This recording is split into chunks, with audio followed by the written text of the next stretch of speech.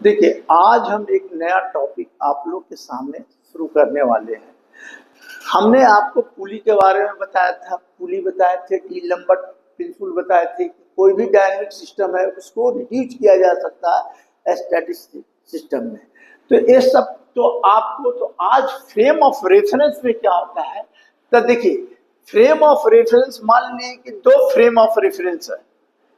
मान लीजिए कि फ्रेम ऑफ रेफरेंस कहते हैं किसको, तो याद रखिएगा हम लिख दिया है a system of coordinate axis we define the positions of particle. अगर कोई पार्टिकल का पोजीशन 2D या 3D, 2D मतलब क्या होता है, टू डायमेंशन। टू डायमेंशन का मतलब एक्स एक्सिस और वाई एक्सिस, इसमें कोई भी अगर कोऑर्डिनेट सिस्टम से अगर उसको स्टडी कर रहे हैं तो इसको हम लोग बोलते हैं रेफरेंस, फ्रेम ऑफ रेफरेंस। ठीक है, अगर 3 डायमेंशन में किए तो इसका कोऑर्डिनेट क्या हो जाएगा, एक्स वाई जेड। तो कहने का मतलब हो गया फ्रेम ऑफ रेफरेंस क्या है, तो एक मतलब किसी भी positions of particle can be estimated on the basis of coordinate system. मतलब कोऑर्डिनेट सिस्टम से आप कीजिएगा तो उसको हम लोग बोलते हैं फ्रेम ऑफ रेफरेंस। अब देखिए फ्रेम ऑफ रेफरेंस ये हो गया। अब फ्रेम ऑफ रेफरेंस दो तरह का होता है, एक होता है इनर्शियल फ्रेम ऑफ रेफरेंस और एक होता है non inertial frame of reference. तो इनर्शियल फ्रेम ऑफ रेफरेंस में क्या होता है कि न्यूटन्स लॉ को फॉलो करता है। तो न्यूटन्स लॉ में आप पढ़े हैं कि F बराबर m है, ठीक है, m है। अगर कहीं पर if F is not equal to zero, force नहीं जीरो है, तो एक्सेलरेशन भी जीरो नहीं होगा, समझे।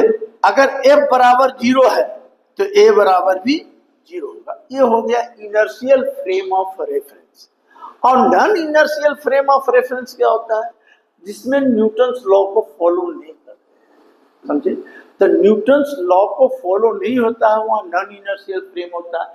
तो नॉन इनर्शियल फ्रेम कहाँ होता है, जहां unaccelerated frame of reference in uniform motions of the translation relative to another. वो अगर रिलेटिव टू अनदर, देखो अनएक्सलेरेटेड रहेगा तो क्या होगा, इनर्शियल फ्रेम। एक्सलेरेटेड रहेगा या रोटेटेड रहेगा, यूनिफॉर्मली रोटेटेड रहेगा, तो ये non inertial frame of reference हो गया। तो non inertial frame of reference में क्या होता है, सूडो फोर्स काम करता है। सूडो फोर्स, सूडो फोर्स, इसी फोर्स को हम लोग बोलते हैं फिक्टिशियस फोर्स। फिक्टिशियस फोर्स, तो फिक्टिशियस फोर्स भी कहते हैं, इसी को कहते हैं हम लोग इमेजिनरी फोर्स। मतलब इमेजिनरी फोर्स मतलब it is only to imagination, only खाली इमेजिनेशन है, समझे। जैसे क्या होता है कि कोई सर्कुलर मोशन में जब बॉडी घूमता है तो a force is directed toward the centre. तो those force which is directed toward the centre, centre की ओर जो लगा उसको हम लोग बोलते हैं सेंट्रीपिटल फोर्स। और those force which is act away from the centre, that is a centrifugal force. तो सेंट्रीफ्यूगल फोर्स क्या है, इट इज ए नथिंग, कुछ नहीं है। मतलब according to third law of motion कहता है कि to every action there is equal and opposite action. माने एक फोर्स लगा, इसके चलते एज्यूम किया गया कि एक फोर्स है, तो इसीलिए उसको बोला जाता है imaginary force, fictitious force, pseudo force. Pseudo का मतलब होता है फॉल्स, समझे। तो फॉल्स बोलते हैं। तो ये कहाँ भी लगता है, ये भी हम बता दिए आपको। अब क्या होता है कि जितने भी all the event on the surface of earth, कोई भी सरफेस ऑफ अर्थ पर कोई भी फिनोमेना ऑब्जर्वेशन होगा, ऑब्जर्व करोगे या एक्सपेरिमेंट करोगे, that is inertial frame of reference कहलाएगा, समझिए। ये हो गया। अब रही सवाल कि फ्रेम ऑफ रेफरेंस को मान ली हम दिखाया आपको कि देखिए फ्रेम ऑफ रेफरेंस को हम आपको दिखाया, डस्टर कहाँ है, फ्रेम ऑफ रेफरेंस को हम आपको दिखाया, देखिए कि ऐसे फ्रेम ऑफ रेफरेंस को हम आपको दिखाया, देखिए एक एस फ्रेम ऑफ रेफरेंस है, इसको एस फ्रेम ऑफ रेफरेंस कहते हैं, माने एस फ्रेम ऑफ रेफरेंस। इसको बोले एस डैश, दूसरा अलग एस डैश है, ठीक है। तो इस फ्रेम ऑफ रेफरेंस में ये है तो t equal to 0, the two frame of reference coincide to each other, एक दूसरे को कोइंसाइड करेगा, समझे। अब ये frame of reference S dash है, अगर मान लीजिए p कोई पॉइंट है, ठीक है, और ये फ्रेम ऑफ रेफरेंस जो है मूव कर रहा है लोग एक्स डायरेक्शन में, तो एक्स डायरेक्शन में मूव करेगा, तो यहां से जो मेजरमेंट होगा इसका कोऑर्डिनेट जो होगा इस फ्रेम ऑफ रेफरेंस के लिए एक्स, तो ये हुआ, ठीक है। अब मान लीजिए कि v वेलोसिटी से, v स्पीड से, यूनिफॉर्म स्पीड से ये फ्रेम ऑफ रेफरेंस में पार्टिकल मूव कर रहा है, और याद रखिएगा यूनिफॉर्म, देखिए ये सब स्पेशल थ्योरी ऑफ रिलेटिविटी में पढ़ना है, समझे। इसके लिए एक न्यूटोनियन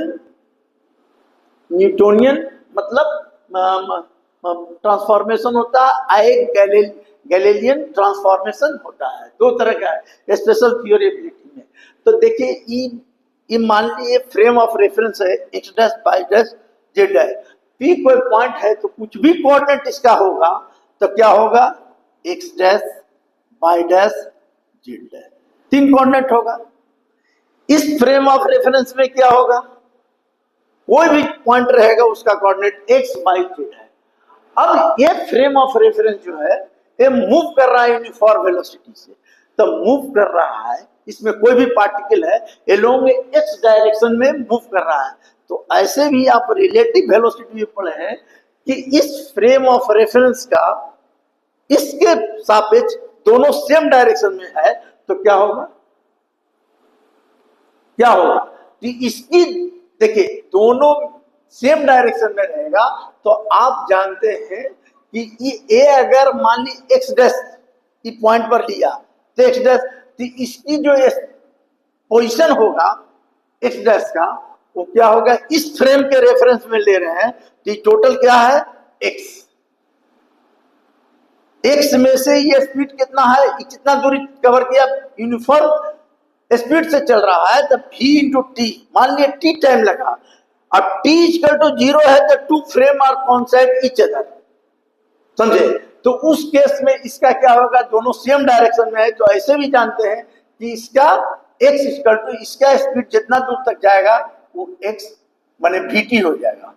s बराबर क्या होता है vt, v इसका यूनिफॉर्म स्पीड और टाइम जितना लगेगा वो vt, दोनों सेम डायरेक्शन में इसके विथ रेस्पेक्ट ले रहे हैं, तो ये हो गया x डैश बराबर x माइनस vt, क्योंकि यहां से इस पोजीशन का दूरी x है, लेकिन y में नो चेंज हो रहा है, y एक्सिस में नो चेंज हो रहा है, ये चल रहा है कहां, देखिए there is a no relative motion along the y axis and z axis.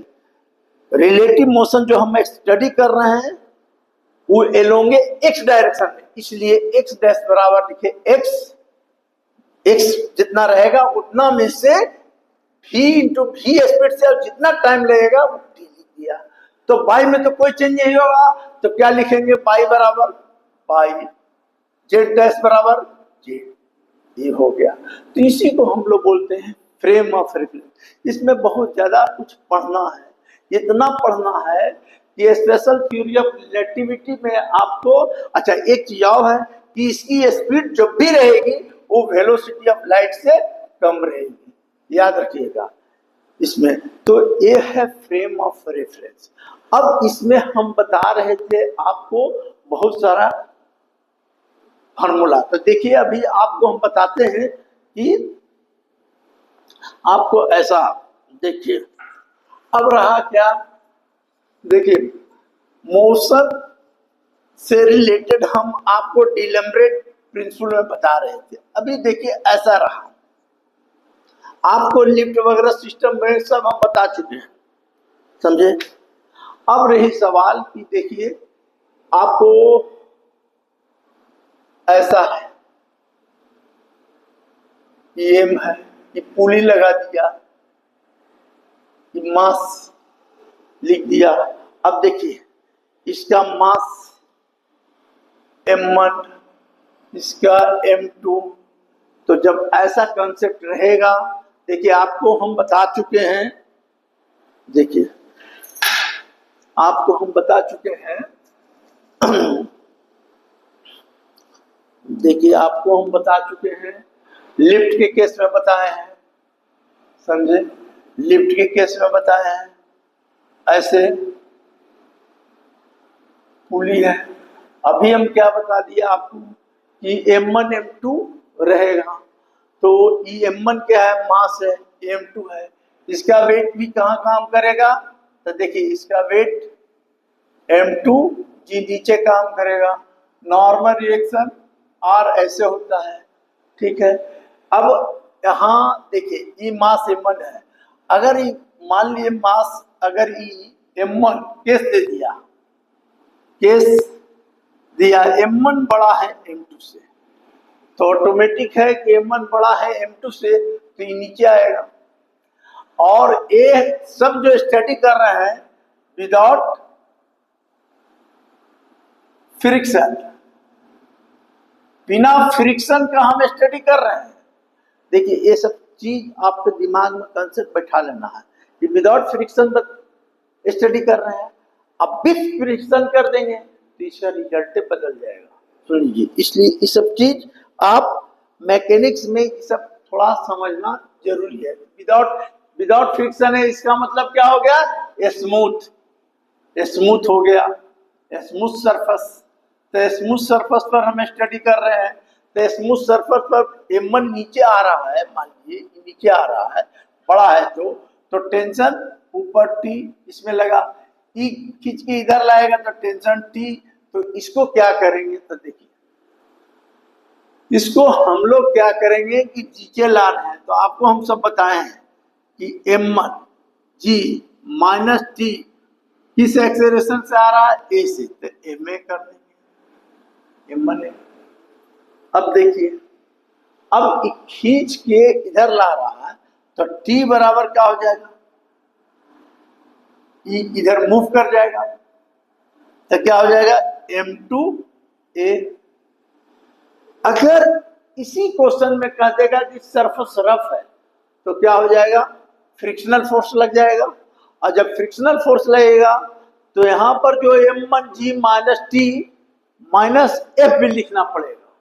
तो हम अभी स्टडी कर रहे हैं स्मूथ सरफेस पर, इसलिए आप क्या कीजिएगा, स्मूथ सरफेस को स्टडी कीजिएगा। तो देखिए क्या हो गया, ऐसा केस में रहेगा तो ये कट गया, तो ये हो गया M1G बराबर M1 प्लस M2A, तो A निकल जाएगा M1G by M1 plus M2।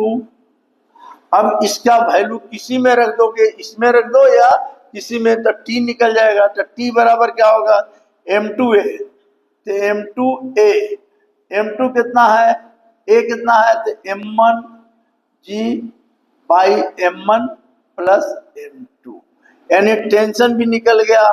Tension बराबर क्या हो गया, M1 M2G by M1 plus M2, tension भी निकाल दिया, एक्सेलरेशन भी निकाल दिया। इस केस में ऐसा रहेगा था। और ये क्या है, स्मूथ सरफेस। अब देखिए स्मूथ सरफेस के लिए बता दिए। अब देखिए आपको, सुनिए, अब इसके लिए देखिए कि अब आपको